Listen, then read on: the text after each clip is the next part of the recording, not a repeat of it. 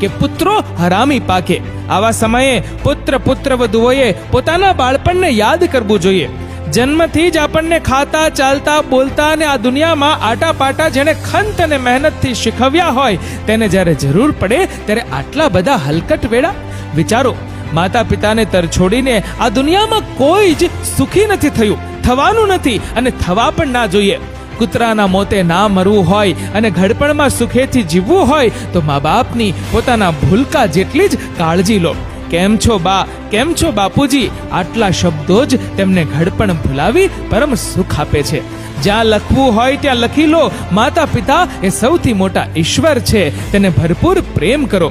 કચરા જેવા મેસેજ બધાને બહુ મોકલ્યા. આ સાચું લાગ્યું હોય ને, હિંમત હોય તો આ ફોરવર્ડ કરો. સાર્થક કરી બતાવો જેથી કુદરત પણ આપણા જન્મ પર ગર્વ અનુભવે.